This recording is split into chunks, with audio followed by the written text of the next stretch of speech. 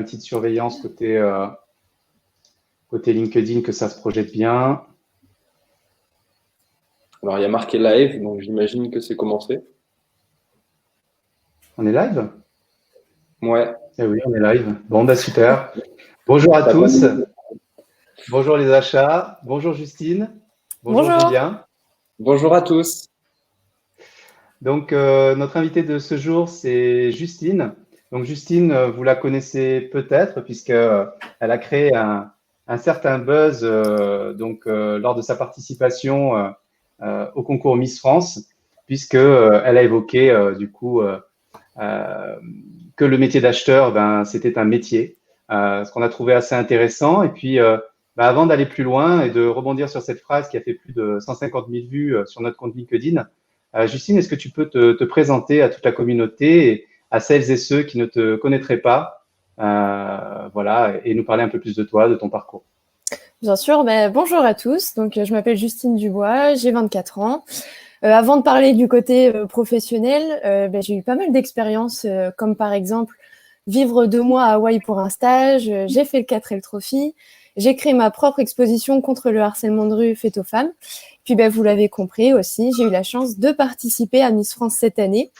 Et puis, pour le côté professionnel, j'ai récemment validé mon master dans les achats internationaux que j'ai effectué à Kedge. Et le diplôme est un peu plus connu sous le nom de MAI. Et avant ce master, j'ai eu un DUT technique de commercialisation et aussi une licence 3 en économie de la firme sur Bordeaux. Et du coup, toi, qu'est-ce qui t'a plu, en fait, Justine, dans ce métier? Parce que du coup, avant de faire le MAI, tu connaissais pas du tout les achats, puisque tu étais dans une formation différente. Mais est-ce que tu as eu une expérience pro qui t'a fait dire, waouh, c'est vraiment le métier que j'ai envie de faire? Ou est-ce que c'est l'université qui t'a fait comprendre que tu aimais bien ce métier? Enfin voilà, j'aimerais savoir un petit peu qu'est-ce qui t'a amené là, parce avec moi ce soir, tu représentes un peu la nouvelle génération d'acheteurs, j'ai envie de dire, dans le sens où tu viens juste d'être diplômé. Et je pense que c'est intéressant de partager à tout le monde qui est en live ce soir la vision un peu des acheteurs qui arrivent sur le marché du travail quant à cette fonction. Donc la question, c'est un peu comment est-ce que je me suis dirigée vers les achats? Ouais. Alors, il faut savoir qu'après le bac, moi, je savais absolument pas ce que je voulais faire et tout mon entourage me posait à chaque fois la question, tu veux faire quoi comme métier plus tard? Et j'arrivais pas à me visualiser dans une profession et n'importe laquelle. Et c'est arrivé à mon DUT technique de commercialisation. D'ailleurs, je pense que ma professeure doit nous regarder, donc Madame Sanchez, qui nous a enseigné les achats. Et on a aussi eu une petite intervention d'une acheteuse. Et à ce moment-là, en fait, toutes les deux m'ont transmis leur passion pour ce métier. Donc, je me suis renseignée. Je suis allée voir un peu ce que c'était que les achats et ce qu'est être acheteur. Et là, tout de suite, je me suis pris de passion pour ce métier aussi. Ouais, c'est rigolo parce que moi aussi, je dis ça parce que moi aussi j'ai 24 ans. Et c'est vrai que ça a été exactement la même manière. C'est-à-dire que j'ai eu un enseignant qui m'a parlé d'achat. Moi, c'était en DUT GEA et pas Tech de Co, mais en DUT GEA, j'ai eu un intervenant qui parlait des achats. Et j'ai tout de suite adhéré à ses propos, à sa manière de présenter le métier et, euh, et à la fonction achat globalement. C'est ça. Après, pourquoi ce métier? Moi, je trouve que c'est génial parce qu'il n'y a jamais 2 jours qui se ressemblent. Il n'y a jamais 2 jours pareils. C'est toujours être dans la polyvalence. Et puis, il y a aussi ce côté où on n'est pas juste derrière un ordinateur. Il y a aussi du contact des relations humaines où on est à la fois en contact en interne ou en externe à notre entreprise. Et tout ça, j'adore. Ok. Ah, c'est super intéressant. Tu as annoncé qu'être acheteur, c'est un métier. Pourquoi tu as estimé que c'était pertinent de le rappeler aux Français, justement le fait que ce soit un métier? Parce que tu aurais pu faire comme toutes les autres candidates et simplement donner ta profession. Je suis dans le commerce international, dans le marketing. D'ailleurs, je ne sais pas si je suis le seul à avoir remarqué, mais il devait y avoir 50% des candidats qui avaient suivi ce parcours. Cela aurait été la même chose si tu avais été commercial? Alors, on va dire que pour la forme de mon discours, le côté un petit peu blague, c'était pas totalement prévu. Et il faut savoir quand même que Jean-Pierre Foucault a décidé de couper les candidates durant leur seul temps de parole. Et donc, j'ai été assez déstabilisée parce que je pensais ne pas avoir le temps de dire tout ce que je voulais. Donc, je me suis un peu perdue dans mon discours, mais j'ai réussi à improviser tout en restant spontanée. Et après, donc, j'ai voulu rappeler quand même, mais surtout, je pense, apprendre au français qu'être acheteur, c'était un métier, parce que peu le savent, et pour ceux qui connaissent déjà, j'ai voulu rappeler que c'est un vrai boulot, et pas simplement un divertissement ou quelque chose de simple à faire, et que tout le monde peut faire aussi. Ouais, c'est sûr que, enfin, c'est encore une fonction qui est jeune, hein, qui a quelque chose comme 40 ans d'existence. Et aujourd'hui encore, après 40 ans d'existence, on a encore tous des exemples de quelqu'un dans notre famille, dans notre entourage, des amis, à qui on dit, ben voilà, je suis acheteur, et qui vont rigoler, dire, ah ben moi aussi j'achète, je passe des commandes sur tel ou tel site internet. Je dis ça parce que j'ai récemment eu l'exemple, moi de mon côté. Je viens de déménager et en fait, j'ai acheté des cagettes en bois sur le Bon Coin. C'était 12 € la cagette, j'en ai acheté 6, donc ça faisait 72 € et au final, je l'ai eu à 70. Alors là, j'ai des membres, non, mais c'est phénoménal. Mais j'ai des membres de ma famille justement qui m'ont dit que ça servait à rien d'être acheteur si c'est pour négocier 2 € et rien avoir de plus que ça. Mais au final, moi, j'étais satisfait de mon achat parce que faut savoir que la personne, c'est pas quelqu'un qui avait trouvé un bon petit filon et qui trouvait des cagettes gratuites pour les revendre 12 € sur le Bon Coin. C'est quelqu'un en fait qui avait une scierie dans son garage. Hein. Il avait un atelier, il fait ça de manière professionnelle. Il vend des produits de qualité, c'est lui qui s'approvisionne le bois en France, etc. Et donc au final, moi, je me suis dit, j'ai acheté un produit de bonne qualité au moment où j'en avais besoin parce que justement, j'étais en train de déménager et dans le budget que je m'étais fixé. Donc moi, de mon point de vue acheteur, je me suis dit que c'était un bon achat. Mais c'est vrai qu'on a tous quelqu'un dans la famille qui va dire qui va rire quand on parle du métier d'acheteur. Je sais pas si ça vous est déjà arrivé, mais voilà. Oui, moi d'ailleurs, c'est bien pour cette raison que je l'ai dit dans mon discours. Combien de fois à des repas de famille ou avec mes proches, mes amis, quand ils me demandent tu fais quoi comme étude ou qu'est-ce que tu veux faire plus tard, quand je leur dis je vais être acheteuse ou je fais un master achat, à chaque fois c'est la même réaction, c'est mais acheteur c'est un métier, ça consiste en quoi et qu'est-ce qu'ils font. Alors bon, après pour le côté un peu être commercial, c'est pareil qu'être acheteur. On me l'a déjà dit souvent, moi je sais négocier, je peux être acheteur, mais non. Ouais, c'est ça. Il y a vraiment des différences entre les métiers. On a Rémi Pelletier dans le chat qui nous dit toute la différence entre les achats et les approvisionnements.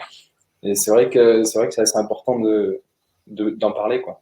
On a Gisèle aussi qui nous dit que la négociation ne porte pas que sur les biens financiers, mais sur bien d'autres aspects, pardon. Et c'est vrai que par exemple sur les cagettes, il y a d'autres aspects qui m'ont fait penser que j'avais gagné entre guillemets cette affaire. Guillaume, toi, c'était arrivé?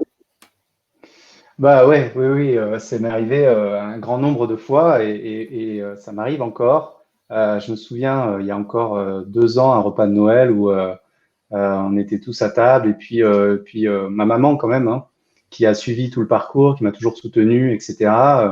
Elle sait que je suis acheteur, mais elle n'est pas capable de dire exactement ce que je fais. Voilà, donc c'est assez intéressant. Bon, il est acheteur, mais pareil, de la même manière que Justine, elle s'est retrouvée dans cette situation de justifier un peu son métier. En fait, ma maman en disant que je suis acheteur, elle se dit bon, Guillaume, explique c'est quoi le métier d'acheteur exactement, parce que voilà. Et à chaque fois c'est pareil, et chaque repas de famille, ça revient. Donc là, je pense qu'à force c'est bon, un peu plus expliquer ce que c'est. Voilà, mais c'est vrai que la fonction achat a une connotation négociation, une connotation tout le monde achète. Hein, on achète des vêtements, on achète plein de choses au quotidien. Pourtant, on vend aussi. Hein, avec aujourd'hui, on a une ère où on vend beaucoup. Et pourtant, les commerciaux, quand on dit je suis commercial, je suis dans la vente, c'est évident. C'est assez intéressant de voir je dirais l'écart entre les deux. Je trouve ça assez intéressant. Et vous, au niveau de la communauté, vous en pensez quoi? Ah Ouais, oui, la négo. Tu as posé la question, ouais. Ah, la négo représente 5% de notre métier. Ni d'obtenir d'un rabais, c'est aussi une relation de partenariat. Bah ouais, c'est clair. Tout à fait, Maria. et de plus en plus. Ouais. Ouais, je pense que tout le monde est d'accord avec Maria.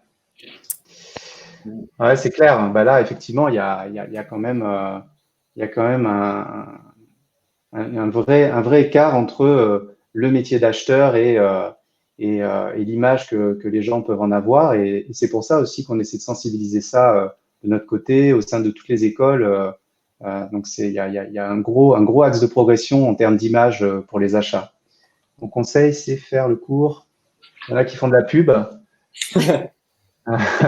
Certificate of University of Michigan, Successful Negotiation, Essential Strategy and Skills. Là, à mon avis, on est En tout cas, dit en anglais, ça pèse. Ah, ça pèse tout de suite. Hein. Mais l'anglais, de toute façon, ça donne une dimension américaine tout de suite, quoi. Salut Thomas. La négociation, c'est la récréation, le cœur de métier, c'est tout le reste. Ouais, tout à fait, Frédéric. Ouais, on est bien d'accord. Et on a Thomas qui dit que lui, ça lui arrive tout le temps d'avoir des membres de sa famille ou des connaissances qui comprennent pas vraiment le métier d'acheteur. Ah, c'est clair. La relation principale est l'échange humain. Ouais, ça repose beaucoup là-dessus. J'ai bien Thierry. Bravo Thierry. Les achats, c'est Pareto, 80% de problèmes, 20% de kiff. C'est le cas pour beaucoup d'acheteurs. C'est le cas pour beaucoup d'acheteurs, hein, effectivement. De toute façon, le 80-20, il est applicable à tous les niveaux. Donc. Ah, mon prof d'achat m'a toujours dit que les achats ne sont pas un centre de coût, mais un centre de profit, et c'est pour ça qu'ils sont importants. Effectivement, quand on voit que les achats pèsent en moyenne 60% du chiffre d'affaires des entreprises, on peut se dire que effectivement, il y a, plutôt que de le voir comme un coût, on peut le voir comme un centre de profit. Et comme on dit beaucoup au niveau de SWOT et au sein des entreprises dans lesquelles on travaille, il y a 3 manières d'améliorer la performance économique. Baisser les coûts, bien sûr, c'est souvent ça qu'on réduit la fonction achat, mais aussi développer la marge par la valeur ajoutée, en améliorant de la valeur ajoutée parce qu'on achète sans forcément augmenter les coûts, et développer les ventes. C'est là où c'est intéressant, c'est-à-dire que les acheteurs peuvent aussi être générateurs d'augmentation du chiffre d'affaires en proposant un produit qui va générer des avantages compétitifs, de l'innovation. Et c'est là où on va monter en maturité achat et clairement pouvoir apporter tous les bienfaits des achats dans les entreprises. Salut Patrick. On a les mêmes expériences après plus de 10 ans aux achats. Il reste difficile de faire comprendre en interne plus-value des achats. C'est clair. C'est clair. Et ça, c'est quand il n'y a pas un prescripteur qui vient nous voir en disant, bah écoute, ça y est, j'ai négocié pour toi, tu n'as plus qu'à passer la commande. Je ne sais pas s'il y en a déjà entre vous qui ont eu ça, mais c'est fabuleux. Encore aujourd'hui. C'est clair. Ouais, non, c'est... Ouais. Ok, qu'est-ce qu'on a d'autre? Alors, je me suis permis de faire une petite aparté sur c'est quoi un métier, parce que c'est vrai que je trouvais intéressant d'aller voir la définition. Je ne m'étais jamais posé la question. Je ne sais pas vous, si parmi vous avez déjà posé la question de ce que c'était qu'un métier. Et j'ai pris quelques définitions que j'ai trouvées sympas. Un métier, c'est une activité sociale définie par son objet, ses techniques. Et c'est une profession caractérisée par une spécificité exigeant un apprentissage, de l'expérience et étant tolérée par la société. Je me posais la question, est-ce que selon vous, Justine, Julien, est-ce que selon vous, les achats ont aujourd'hui des techniques bien définies? Justine? Pour moi, pas vraiment. Pour moi, c'est universel. Enfin, j'ai envie de dire, il n'y a pas de technique à proprement parler. Ouais. Je pense pareil. Je pense que oui, on peut nous enseigner les bases à l'école pour essayer de comprendre les choses, mais au final, voilà, je pense que chacun a ses propres techniques et on peut toujours en inventer d'autres. Ouais, après, exactement. Moi, j'ai aussi la chance d'en connaître des techniques qui sont graphiquement très jolies et qui, dans le fond aussi, sont très pertinentes. Tu as dû suivre les cours de SWOT, toi, non? Ouais, c'est ça. Mais je suis pas le seul. Hein. Je vois des étudiants. Là, je vois Julien Morin dans le chat. Je vois des étudiants. Ouais, il y en a plein. Dans les CODIR, on ne parle souvent que de développement de CA. On oublie de dire que les achats sont aussi générateurs de marge. Effectivement, ouais. J'ai connu certaines entreprises qui essayaient de développer leur CA alors qu'elles n'étaient pas rentables. Ça, c'est intéressant quand on se dit que plus ils développaient leur CA, plus ils perdaient d'argent. C'est quand même un comble. Ah, une acheteuse du Canada, et Camille. Ouais, j'allais dire, si on peut afficher ce message, parce que c'est intéressant de voir le niveau de maturité achat aussi en fonction des différentes positions géographiques. Et du coup, on a Camille qui nous dit que les achats au Canada sont beaucoup plus matures qu'en France, mais c'est ce qui est challengeant.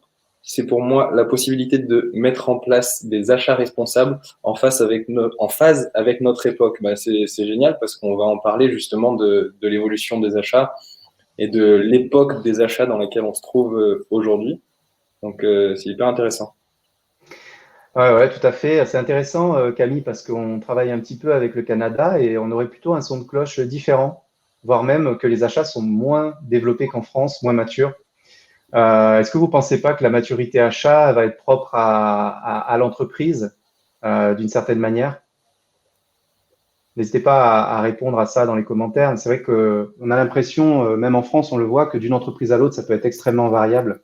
Il y a des secteurs d'activité où c'est très avancé par nécessité. Je pense notamment à l'automobile, où c'est très, très, très maîtrisé. Pas forcément sur la vision RSE, etc., mais en tout cas sur les fondements des processus achats, on a quelque chose d'intéressant. Ouais. Parents pauvres. On est les petits caliméros. La fonction doit être valorisée au sein de l'entreprise. Ouais, c'est clair, c'est clair, c'est clair.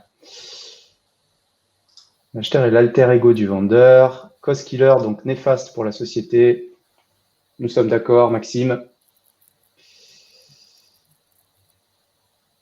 Oui, pour les techniques définies. Pour le reste, malheureusement, le problème de la reconnaissance. Ouais, ouais, ouais, c'est vrai qu'il y a ce souci-là.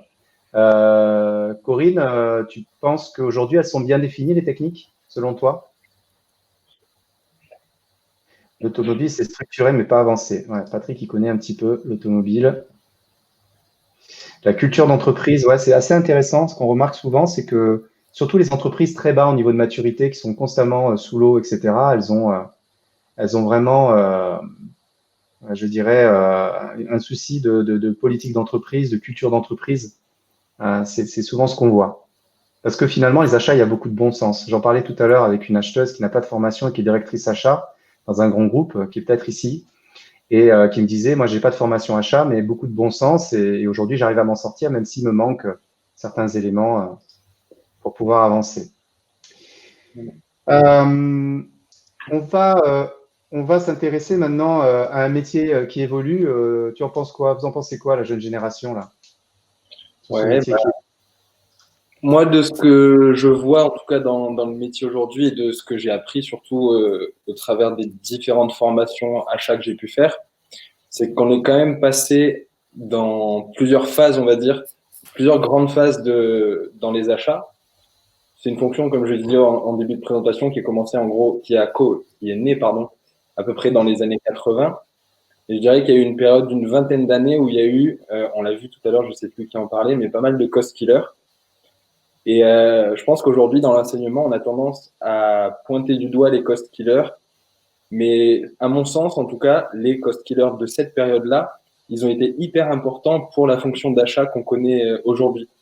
C'est-à-dire que si à la base, on avait commencé par faire de la stratégie, par penser développement durable, innovation, etc., je pense que les achats n'auraient pas eu la légitimité qu'ils ont aujourd'hui parce qu'ils n'auraient pas eu la même vision par rapport aux autres services de l'entreprise. C'est-à-dire que si on implante une nouvelle fonction dans une entreprise, mais qu'elle génère pas des gains ou de la productivité ou des choses pertinentes en termes financiers assez rapidement, je pense qu'on aurait perdu un petit peu en crédibilité au fil du temps.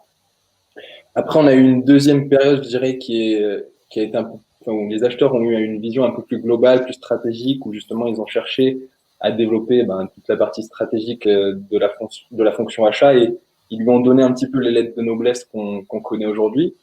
Hum. Après, il y a eu cette troisième génération, à mon avis, dans les années 2010, on va dire, qui a commencé à vraiment voir ses fournisseurs comme étant des partenaires.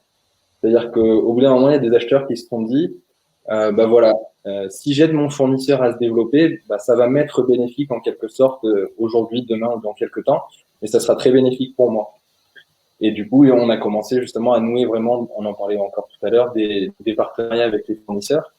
Et à mon sens, ça fait 3 à 5 ans, je dirais, qu'on est rentré dans une quatrième phase des achats, dans laquelle on met beaucoup en avant tout ce qui est innovation et ce qui porte aussi sur le développement durable, la RSE et la responsabilité un petit peu au sein des entreprises. Enfin, en tout cas, c'est ma vision de l'évolution des achats jusqu'à aujourd'hui et de ce que c'est aujourd'hui. Aujourd'hui, les achats, c'est une fonction qui parle au-delà des compétences qui ont été acquises sur la gestion des coûts et sur la gestion des risques. Aujourd'hui, on va plus loin en abordant l'innovation et entre autres la responsabilité sociale des entreprises. Et je sais pas, Justine, parce que du coup, moi, je suis encore aujourd'hui au MAI. Et Justine, toi, tu as terminé. Du coup, je voulais savoir si toi, que ce soit dans tes expériences professionnelles ou au MAI, est-ce que tu as vu, est-ce que pour toi, on est vraiment dans cette quatrième phase des achats avec l'innovation, la responsabilité des entreprises, etc. Est-ce que c'est quelque chose qui est réel et qui est appliqué ou applicable aujourd'hui? Ah bah, je dirais que oui, totalement. Parce que bah, moi, du coup, pendant mon master, c'était clairement un peu la base de notre apprentissage. On n'apprenait pas que la théorie des achats. On a eu des cours au MAI bah, d'innovation, de design thinking, de marketing et j'en passe. Et tout ça pour être dans cette nouvelle ère, comme tu dis. Donc, on est formé clairement à être les acheteurs de demain, je pense. On essaye de voir les achats comme une fonction qui est stratégique et qui est capable de donner sa vision des choses en amont pour pouvoir faire les meilleures recommandations possibles à nos clients internes, mais aussi à nos fournisseurs, parce que, en tout cas, nous, on appelle ça en cours de la co-innovation. Je pense que tu dois le voir aussi. Et donc, on permet en fait à nos fournisseurs de grandir avec nous et d'apprendre en partageant nos savoirs et pourquoi pas en leur demandant d'innover quelque chose. Et donc, ça permet aussi à notre entreprise d'être meilleure sur le marché. Et après, je dirais que au-delà de cette première vision, je parle toujours pour la nouvelle génération, on a aussi cette vision ultra responsable où en fait on souhaite vraiment engager l'entreprise vers une démarche RSE à 360 degrés. Donc je m'explique, en fait aux achats on a la capacité vraiment de faire changer les choses. C'est aussi à nous en fait de proposer des emballages recyclables pour nos produits, des produits qui soient beaucoup plus éthiques, comme par exemple vérifier aussi que nos fournisseurs ne font pas travailler leurs salariés dans de mauvaises conditions de travail. Et j'en passe jusqu'au transport de marchandises où on peut proposer des moyens plus éco-responsables. Enfin, voilà, pourquoi pas faire aussi des appels à des sociétés qui prennent des personnes en situation de handicap. Enfin, voilà, je pense que c'est aussi à nous aujourd'hui de s'engager pour rendre les achats encore meilleurs. On est bien d'accord. Ouais, c'est intéressant ce que tu dis, ce qu'on dit souvent par rapport au rôle de la fonction achat. Il consisterait à repenser la manière dont on fabrique les choses, cultivons la nourriture et déplaçons les personnes et les biens. Et dans ce que tu dis, je retrouve assez ça. Au-delà d'avoir cette vision que tu as, si j'ai bien compris, c'est quand même quelque chose qui te touche personnellement, puisque tout ce qui a trait au social, tu avais créé ta propre exposition contre le harcèlement de rue fait aux femmes. Euh, Est-ce que ce sont finalement pour toi, avec les achats RSE, l'innovation, toute la situation de handicap, etc., ce sont des thématiques qui te parlent? Je pense, enfin, en tout cas, on me le dit souvent que ça s'entend dans ma voix quand je parle des achats. Pour moi, c'est un véritable levier pour une entreprise. Et je trouve ça formidable aujourd'hui de me dire que avec mon métier, j'ai la possibilité de faire évoluer les choses et surtout de voir un champ des possibles qui est infini. C'est à nous de changer les choses. Et tu penses que c'est possible aujourd'hui, qu'en entreprise, on a les moyens financiers, les moyens organisationnels ou les bons outils pour mener à bien ces changements? Je pense qu'avant de penser aux moyens financiers, etc., le plus important, c'est aussi la façon de penser d'un acheteur. Euh, Ça doit être un peu voilà, un rêveur, un créateur. Je pense qu'à partir du moment où on repense le problème d'une façon différente, où on cherche à faire évoluer en fait les choses, on peut créer sans forcément que les coûts augmentent davantage ou mettre en place une nouvelle organisation. C'est aussi voilà, à l'acheteur avec son équipe en interne de réfléchir pour trouver des solutions sans forcément tout changer.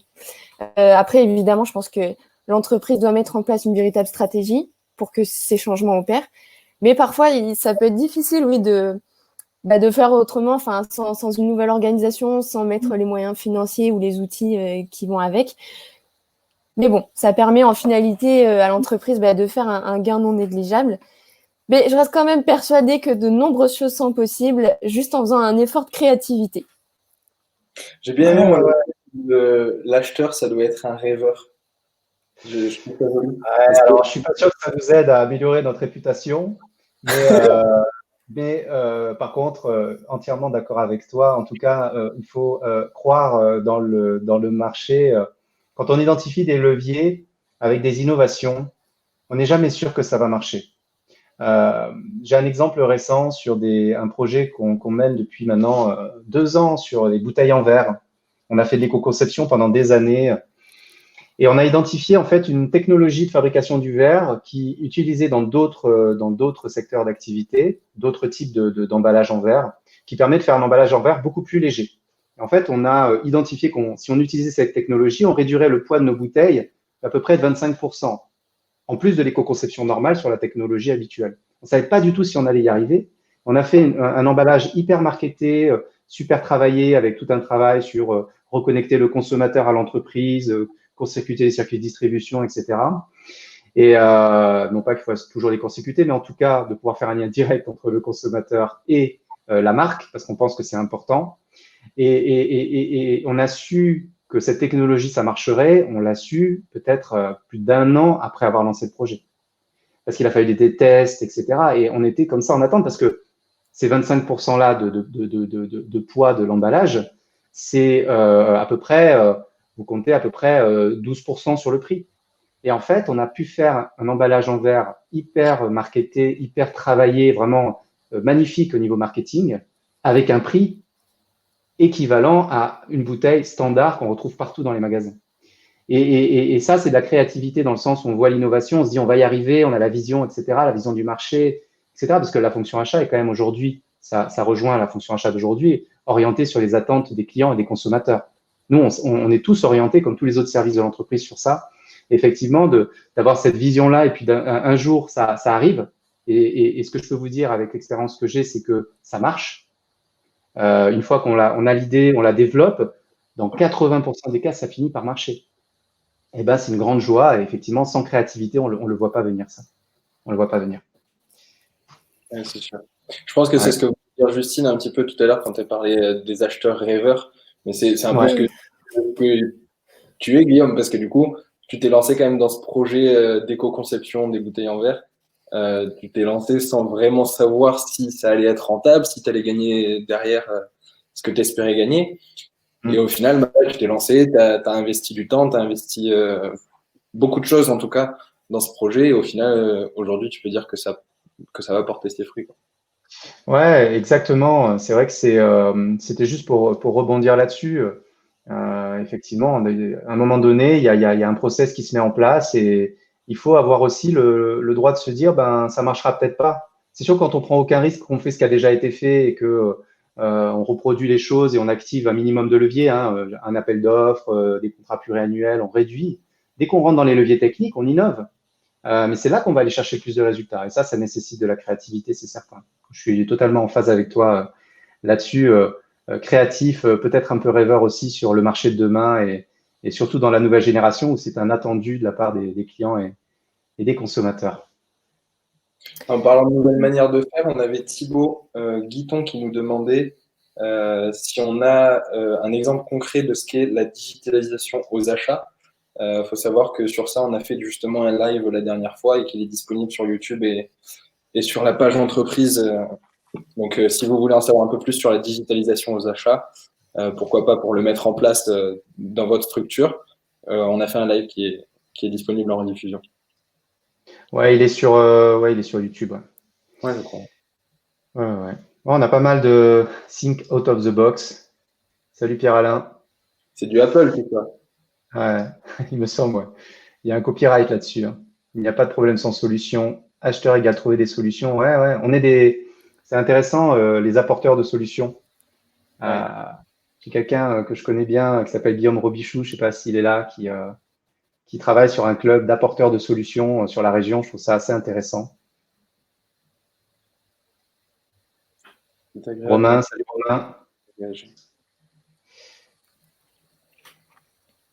Qu'est-ce que c'est que des AFB aussi? C'est moi qui. Quelqu'un connaît les AFB? Gisèle Dessier des AFB, non, je ne connais pas. Gisèle, si tu peux nous renseigner sur les AFB, on est preneur. D'où l'importance de réaliser des sourcings, puis de réaliser des AFB. Alors attends, je regarde. Camille est d'accord avec toi. Ça me fait plaisir de voir que les gens sont d'accord, sont en phase avec moi. Ça montre qu'il y a une belle évolution quand même des acheteurs. Il y a Maxime qui est en plein travaux de construction là. Il y a 200 tonnes de charpente à transporter de Bulgarie. 25% de gain avec le train, voilà, tout simplement. Se soucier du développement durable, tout à fait. Analyse fonctionnelle du besoin. Il va falloir qu'on revoie les cours, Guillaume, parce que Comment ça? on n'enseigne pas toutes les mêmes abréviations dans toutes les formations. Je viens de comprendre. Analyse fonctionnelle du besoin. Ok. J'avais pas compris que c'était AFB. J'avais pas fait le lien. Merci, Julien. Bah, c'est pas moi, c'est dans les commentaires. Tout à fait. Voilà. Patrick qui innove. L'analyse fonctionnelle. Merci, Julien. J'ai regardé la vidéo.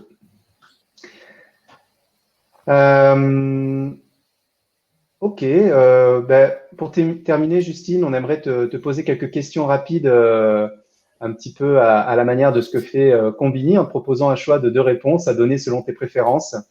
C'est des questions qui nous en diront un petit peu plus sur toi en tant que collègue de travail pour voir si ton profil pourrait bien s'intégrer dans une équipe et au sein des membres de cette communauté. On va dire que tu as droit à un seul joker. Est-ce que c'est bon pour toi? Allez, c'est parti. Fais très attention, la première question que va te poser Julien est assez dangereuse. On pourrait croire comme ça que c'est… Attention, c'est vraiment très dangereux quand on travaille surtout aux achats, mais dans une entreprise. Est-ce que tu es plus thé ou café? Vous pouvez répondre aussi dans le chat en fonction de vos goûts, de vos préférences. Est-ce que tu es plus thé ou café? Je dirais plus thé. Mais j'aime bien le café aussi. Voilà. Je suis bon, une personne adaptable. S'il y a du café, je prends le café. S'il n'y a pas de café, je prends du thé. Alors, je ne sais pas si Quentin est par là, mais lui qui est un fervent défenseur du café, il se retournerait. Voilà. C'est vrai que les acheteurs sont connus pour être des énormes buveurs de café, a priori. Ça nous fait plaisir d'accueillir le thé. Ah, voilà, on a du thé quand même. On a du thé, et d'ailleurs, Quentin a fait un partenariat avec une boîte qui fait du thé. Hein. Ouais, c'est vrai, tu as raison. Comme quoi. Ouais. C'est les nouveaux acheteurs, ça. Non, mais c'est ça, nouvelle génération, encore une fois. Bon, moi, je fais plus de café. Bon, est-ce que dans ta fonction au travail, tu préfères les mails ou le téléphone? Ça dépend des situations, mais globalement, je préfère le téléphone. Il y a plus de… Voilà, on sent plus la ponctuation. Je préfère. Ouais. Ok. Ensuite, est-ce que tu es plus bise ou poignée de main, que ce soit avec les hommes ou avec les femmes?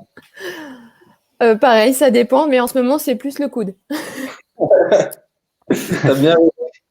On garde les À mon avis, c'est quelque chose qui va rester, ça, hein, le coude. Ouais, parce qu'en fait, je pense. c'est sympa quand même, très américain. Si on se met à parler anglais et qu'on se serre avec les coudes, c'est sympa. En tout cas, je pense que la bise va perdre de sa réputation va continuer. D'ailleurs, Justine, tu es plutôt anglais ou français? Le français est ma langue maternelle, forcément, parce que je suis plus à l'aise, mais j'aimerais bien me perfectionner encore plus mon anglais, parce que j'adore cette langue. Et du coup, toujours en relation un peu avec la situation actuelle, est-ce que tu es plus travailler le matin ou travailler l'après-midi?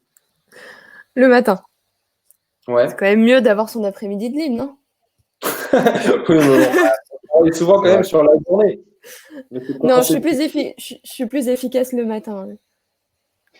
Ouais. Il paraît que les créatifs les artistes travaillent le soir et en fonction des profils, chacun a ses heures particulières. J'ai lu ça, je ne sais plus dans quel livre. C'est assez intéressant. Moi aussi, je préfère travailler le matin. C'est vrai qu'on a l'esprit plus frais après justement un bon café, n'est-ce pas? Ou un thé, attention, on va en frustrer certains. Ou un thé. Là, Béatrice Desgranges, elle nous a dit ni l'un ni l'autre, au moins c'était réglé. Voilà, il y en a qui ont dit pourquoi choisir, donc autant prendre les deux. C'est vrai.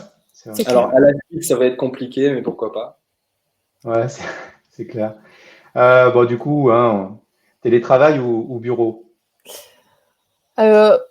Bureau, sans hésiter. Ah ouais? Justement, pour le thé ou le café, partager avec ses collègues, c'est quand même mieux. Alors que chez nous, on est seul face à un bureau, on sort pas de chez nous. Voilà, je préfère le bureau. Donc, tu aimes bien passer du temps avec les collègues, mais est-ce que t'es plus after works ou bien les collègues, c'est au bureau et puis c'est bien comme ça? La base d'une équipe soudée et donc d'une équipe qui est efficace, c'est de passer du temps ensemble et du temps de partage, donc forcément les after-work. Ah, ça m'étonne pas, ça m'étonne pas. T'es plutôt, Euh, tu préférais plutôt travailler en France ou à l'étranger? Impossible de choisir. Joker. Ouais. Bon, ok. T'aimes les On deux? prend Ah ouais, bah T'avais forcément, droit. franchement.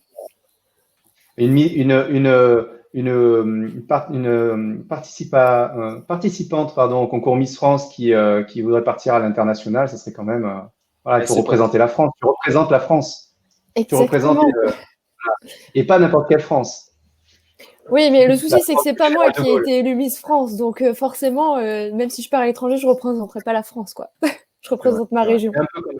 Non, non, un peu quand même. Oui, un peu quand même. Allez.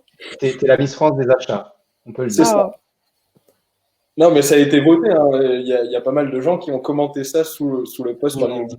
Comme quoi, tu étais Ah oui, notre oui. euh, Miss France achat. Mais du coup, Ouais. tu sais pas choisir entre la France et l'étranger. Est-ce que tu peux choisir entre la ville ou la campagne? la ville. Ouais, plutôt Ok. citadine. Bah, en fait, c'est que j'aime pas les insectes. Alors, la campagne, je sais qu'il y a plein de bêtes et ouais. Ah ouais, c'est sûr. Excellent. J'ai un Très bonne emploi pour raison. au Québec. Ah, Stéphane Chapdelaine. d'accord. Qui est en ville alors, du coup. Il n'y a pas d'insectes, on espère. Au Québec, à mon avis, vu les températures, ça va. Non, il y a plutôt des caribous. On va faire bien dans les clichés. C'est ça. Merci Stéphane. Tu pourras contacter Justine à la suite de ce live. C'est ce que Du j'allais dire. coup, voilà, tout simplement. Du coup, international, mais un peu français quand même, du coup, le Québec. C'est intéressant, c'est un peu entre les deux. Oui, c'est ça. Euh, Si tu devais choisir entre la mode et les achats, qu'est-ce que tu choisirais? Les Plus achats. dur. Ah oui? Ah, les achats. Ah, mais tout Ouais. de suite. C'est bien. Bon, très bien. Les ours au Québec. Ah, les acheteurs normands sont avec toi. Très bien. Ils ont des acheteurs de partout. Hmm.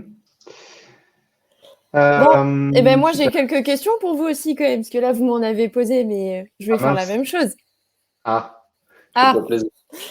bon, évidemment, pareil, les internautes, hein, vous pouvez également, vous êtes combien à y répondre. Donc, chez vous, c'est plutôt stratégie cost killer ou business partner? Hum. Attention, là, cette réponse, elle est fatidique. Non, mais ah bah oui, j'ai envie de dire en cost étant killer. dans les achats Cost killer, évidemment. à l'ancienne, on est là. Non, mais par contre, moi, donc je dirais plus business partner, mais je pense que quand même, avec la crise d'aujourd'hui, les entreprises vont quand même demander à ce qu'on réalise pas mal d'économies, enfin des gains et de la productivité. Et donc, je pense qu'il y aura quand même pas mal d'objectifs sur les gains, mais pour moi, faut pas non plus tomber dans le cost killing parce que c'est pas durable. Donc, je pense qu'il va falloir, dans plus ou moins tous les secteurs, générer des gains, mais business partner quand même à 100%. Oui, oui, oui, clairement, business partner. Et puis, je tiens quand même à ajouter quelque chose parce que c'est quand même un petit peu mon cheval de bataille depuis 12 ans dans les achats. C'est que, en fait, un acheteur qui va activer les leviers techniques, notamment ceux qui permettent de baisser l'impact CO2, notamment, et donc de mener des projets, je dirais, plus structurels avec leurs fournisseurs, d'innovation, etc. On a parlé de la bouteille tout à l'heure, de ce projet-là qui va sortir cette année, qui est extrêmement passionnant, mais on va prendre un sujet très simple. Vous achetez des camions pour un transporteur et vous allez vous contenter juste de négocier le prix. D'accord? Vous allez négocier le prix d'achat de votre camion, etc. Et votre camion, en fait, dans sa durée de vie, son coût global sur sa durée de vie, le coût d'achat, c'est peut-être d'achat et de revente, c'est 20%. D'accord? Dedans, on va avoir 70% de consommation, 10% de maintenance, etc. Et c'est là où on se rend compte qu'en fait, d'activer par exemple toutes les innovations qu'on va pouvoir mettre en œuvre avec justement le constructeur, de chapeauter la formation des chauffeurs, des innovations pour baisser la consommation, eh ben, finalement, c'est là où on va faire les vraies économies. J'ai plusieurs exemples chez des transporteurs où finalement, le gain achat-revente, c'est quelques petits pourcents. Voilà. Par contre, tous les gains qu'on va faire sur la consommation, c'est 10 fois ce qu'on gagne sur l'achat-revente, sur le cost-killing. Et d'ailleurs, finalement, on n'a même plus trop besoin de vraiment négocier le coût du camion. On va juste acheter le bon camion au bon constructeur avec les bonnes innovations, avec le bon pilotage. Donc, business partner à 200%, évidemment, parce que plus performant que le cost-killer, là où il est attendu, c'est-à-dire sur la baisse de coût. Bon, Ouais, on est tant bien mieux. d'accord. On a quasiment que du business partner dans le chat.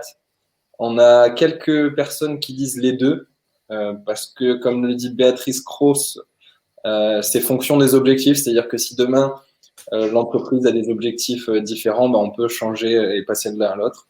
Mais c'est vrai que globalement, on a beaucoup, beaucoup de business partners et ça me fait plaisir.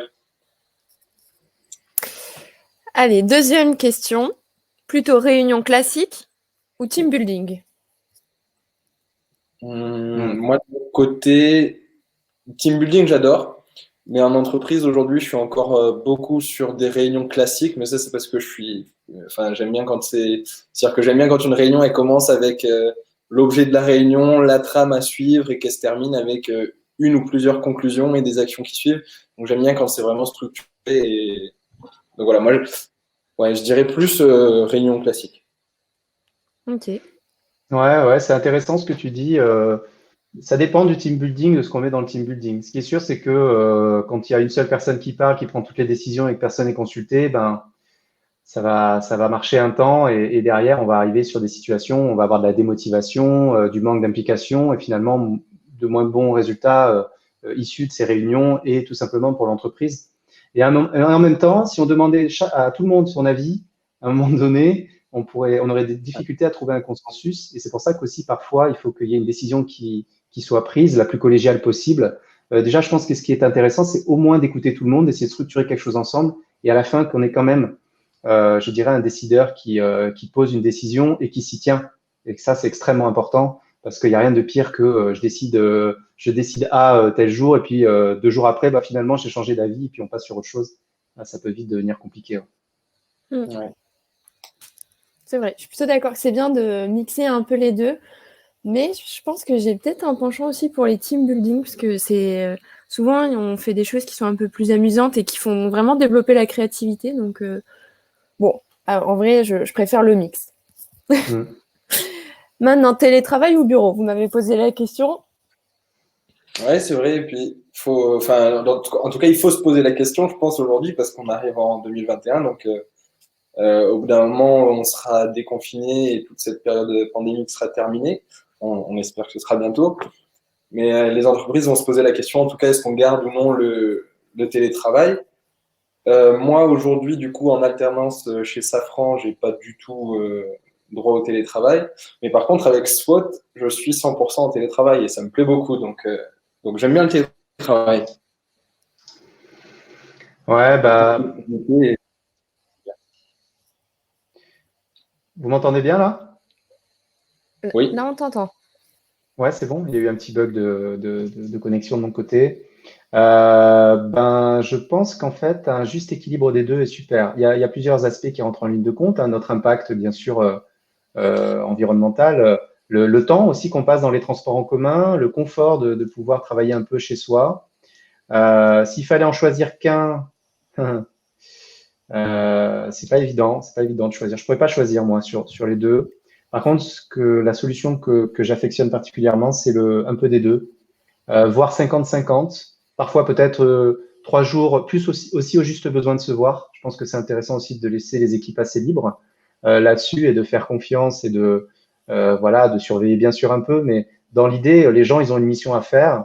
Et s'ils ont envie de le faire chez eux pour être tranquille, ils peuvent le faire chez eux. S'ils ont besoin de faire une réunion sur site, ils font sur site. Je pense que c'est assez important. Après, en ce moment, les bureaux sont assez vides. Mais en même temps, je dirais qu'au début, on a tous adoré le télétravail. Enfin, on y a vu beaucoup d'avantages. Et puis aujourd'hui, de la même manière que le e-learning, on parlait de nos formations e-learning avec nos apprenants et avec les étudiants qu'on peut avoir en master, c'est génial. Mais en fait, à un moment donné, il faut du lien live, il faut de la présence physique parce qu'on reste des êtres humains et on a besoin quand même de passer du temps ensemble. Donc un juste équilibre entre les deux me semble une solution durable. Ouais, bah, c'est un peu ce qu'on a dans le chat. Au début, ça m'a surpris, mais on a beaucoup de personnes quand même qui préfèrent le bureau, avec pas mal de votes pour le bureau. Et ensuite, on a beaucoup de les deux, bureau, un jour, tous les 2 jours, enfin 1 ou 2 jours, les deux, les deux. Ouais, donc on est plus sur du 50-50 aussi dans le chat, je pense. Enfin, un mix des deux en tout cas. Ouais, les deux, ouais. Je rejoins Julien. Salut Carlotta, bien de faire les deux. Ouais, c'est clair. Bureau. Ah, il y a beaucoup de bureaux, hein. Ouais, t'as raison, plein de bureaux. Je pense qu'on a un peu marre quand même, hein, de ne pas aller au bureau. Ouais. Là, il faudrait qu'on fasse quelques mois de bureau. Voilà, Et après, et ensuite, on revient un peu au télétravail. Il manque le lien social, quoi. C'est ça. Ouais, c'est clair. C'est vrai. Ouais, c'est sûr. Alors, 4e question pour vous. Est-ce que vous préférez commencer le travail plus tôt et finir plus tôt, ou alors commencer le travail plus tard mais finir plus tard? Ah, moi là-dessus, j'ai un avis bien tranché. Enfin, c'est un peu ce qu'on disait tout à l'heure, mais moi je suis plus arrivé tôt, quitte à partir plus tôt que arriver tard pour partir tard. Moi, je pense qu'encore aujourd'hui, il y a beaucoup de gens qui arrivent à l'heure qu'ils arrivent, mais qui partent tard. On ne sait pas vraiment ce qu'ils font ou s'il y a vraiment de la productivité derrière ces heures qui sont faites tardivement le soir. Mais en tout cas, moi, je préfère arriver tôt et partir tôt. Comme ça, après, j'ai le reste de ma journée qui est assez libre pour pouvoir vivre ma vie, quoi. Et voilà, enfin, j'ai pas envie de rester tard pour montrer que je reste tard. Donc moi, c'est clairement arriver tôt et partir tôt. Enfin, pas forcément partir tôt, partir quand j'ai fini ce que j'ai à faire, quoi. Christophe, il bosse 16 heures par jour. Il arrive plus tôt, il part plus tard. C'est une technique. Ouais, moi aussi, le matin, j'aime bien. J'aime bien pour plusieurs raisons. Parce qu'on est tranquille le matin. On n'a pas tous les mails, tous les machins. Donc, c'est vrai qu'à 6 heures, j'aime bien. 6 heures, hein, ça dépend quand on est en forme, mais 7 heures, c'est bien, c'est une bonne heure parce qu'on a 2 heures où, en fait, on a vraiment un battement où on peut vraiment se consacrer sur des actions à forte valeur ajoutée et avancer vite. Et puis après, dès que 9 heures arrive, là, ça commence à sonner, à envoyer des mails, etc. Donc, effectivement, voilà, chacun son rythme. Ouais, non, mais c'est ça, je pense qu'il y a vraiment un créneau à prendre avant 9 heures, en tout cas moi je le vois, c'est que quand j'arrive au travail vers 7h30, 8h moins le quart, j'ai du temps au moins pour programmer ma journée, c'est-à-dire que je sais, j'ouvre ma boîte mail, je regarde mon calendrier, je sais ce que j'ai à faire, je sais comment je vais le faire, enfin, je peux vraiment programmer un peu tout ce qui va arriver. On va dire qu'à 8h30, après ça commence entre guillemets vraiment où là, on rentre un peu dans les sujets en nous-mêmes, quoi. Ouais, c'est vrai. Après, en plus, là, en ce moment, il fait nuit tôt et pour ceux qui ont des activités sportives ou autres, effectivement, c'est bien de finir pas trop tard parce qu'en fait, sinon, voilà, on s'empâte pendant l'hiver, quoi. Et puis de toute façon, il y a le couvre-feu en ce moment. C'est vrai. Donc, En fait, on est foutu, quoi. Ouais. Dans le cas des personnes à l'international, mais si on pense couvre-feu, c'est plus partir tôt, quoi. Ouais, c'est vrai. Bon, on est plutôt d'accord. Et dernière question. Donc, comme vous l'avez dit tout à l'heure, il y a eu pas mal de commentaires là-dessus. Et tout le monde a dit que voilà, on aurait pu monter un tout nouveau concours, donc pourquoi pas l'inaugurer? Alors, est-ce que vous me décernez le premier titre de Miss Sacha? Mais c'est clair. Déjà, moi, on n'a pas le droit de dire non. On a fait un peu plus de 150 000 vues sur LinkedIn avec le poste de Justine en tant que Miss représentante des achats. Donc forcément, oui. Après, c'est le chat. Le chat, on est 120 personnes sur le chat. Donc on vous laisse voter. Mais moi, clairement, on est d'accord. Enfin, c'était déjà le cas. Bon, merci. Ah oui, non, c'est clair. Alors, après, je ne sais pas si on est au même niveau que Jean-Pierre Foucault.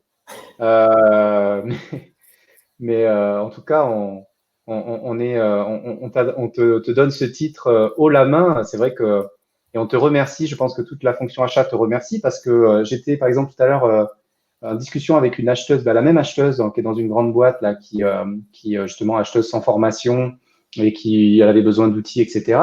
Et je lui ai dit, venez ce soir, on fait un live, etc. Avec Justine Dubois qui a participé à Nice, etc. Et elle me dit ah ben oui, justement, mes collègues qui sont pas aux achats sont venus me voir le matin pour me dire que. Donc, je pense qu'il y a eu un rayonnement. C'est quand même pas hasard si aujourd'hui je tombe sur ça. Donc, je me dis que, enfin, quelqu'un me parle de ça. Je pense que avec une phrase très simple, fait comprendre aux gens qu'acheter c'était un métier. Et donc ça, on te remercie vivement. Pourquoi c'est un métier? C'était quand même le sujet de ce live. C'est un métier parce que il y a des techniques, parce qu'il y a un apprentissage, parce que eh bien on peut gagner sa vie avec, parce que c'est légal. On a vu sur la définition, Wikipédia. Ouais, donc effectivement, c'est évident que c'est un métier. Pourquoi c'est peu reconnu et pourquoi? Parce qu'en fait, tout le monde achète dans les entreprises. Au final, si on réfléchit 2 secondes, quand on prend une entreprise avec un niveau de maturité achat assez bas, la couverture achat couverte par les acheteurs elle est très faible. Et quand tu es dans une PME typique, le profil classique où le grand patron va acheter tous les achats stratégiques parce qu'il c'est le patron, il a toujours fait. Tu vas voir le responsable de l'IT qui va gérer l'informatique, voilà, il achète. La personne à l'accueil peut-être qui achète tous les imprimantes et tout ce qui est bureautique, etc. Les commerciaux qui choisissent leur voiture de fonction, etc., etc. Au final, c'est pas étonnant que la fonction achat, on ait besoin d'expliquer que c'est un métier parce que tout le monde achète dans les entreprises. Voilà. Et c'est un souci quand on sait que 60% du chiffre d'affaires vend des entreprises sont les achats. C'est une force, c'est aussi un souci. Et demain, espérons que on n'ait plus à crier haut et fort que acheter, c'est un métier. Ouais, c'est sûr. Bon, en tout cas, pour le titre de Miss Achat, on a beaucoup de oui, hein. On a Marika qui dit oui, Oui. volontiers, oui, yes, un vote, on est d'accord. Ah ouais, merci, c'est très gentil. Je suis vraiment honorée. Alors, on va faire un nouveau comité. C'est ça. Le comité Miss Achat France. Bon, du coup, les modalités pour gagner, ça sera aussi quand même d'être justement forte en achat. Donc, il y aura un concours, réalisation de tableau de bord, priorisation, donc définition d'une stratégie, déroulement de projet, activation de leviers commerciaux, techniques, etc. Ça va être un sacré concours. Est-ce que être bon acheteur, ça veut dire savoir réaliser tout ça? Ou alors comment est-ce que vous allez le juger, ça? Parce que c'est subjectif. Je sais pas, justement, comme on dit que le métier d'acheteur, c'est aussi un certain nombre de techniques qu'on applique. C'est ce qui fait un métier. Un cordonnier, il coordonne, n'est-ce pas? Comme un gestionnaire de projet qui coordonne aussi. Bref. Donc, effectivement, c'est un ensemble de techniques. Et je ne sais pas si être un bon acheteur, c'est forcément maîtriser tout. Je pense qu'en tout cas, de la même manière qu'on trouvera rarement en face de nous un commercial qui n'a pas de formation au commerce, qui ne maîtrise pas les techniques de vente, la définition de prioriser ses clients en fonction de certains critères, produits, etc. Je pense qu'un acheteur aussi, il doit être en capacité de définir sa stratégie sur son segment, sur son portefeuille achat et de gérer des projets avec une certaine méthodologie, comme faire des appels d'offres, par exemple. Ça semble quand même assez incontournable aux achats. Donc, je pense, ouais. Bon, alors, il va falloir préparer une élection. Voilà, je mets Mélanie. Voilà, qui nous fait une super pub. Merci, Mélanie. Merci. Ouais, ça pourrait être intéressant de faire des concours. On a fait des séries cette année pendant le confinement. On avait ouvert des séries et on avait fait un concours achat où on avait décerné au premier, je ne sais pas si certains s'en souviennent, il y en a qui étaient présents. On avait décerné des prix, des formations gratuites, des choses comme ça, je dirais, à ceux qui étaient dans les premiers. Bon, en tout cas, Justine, merci infiniment pour ta participation. Merci au nom de toute la communauté.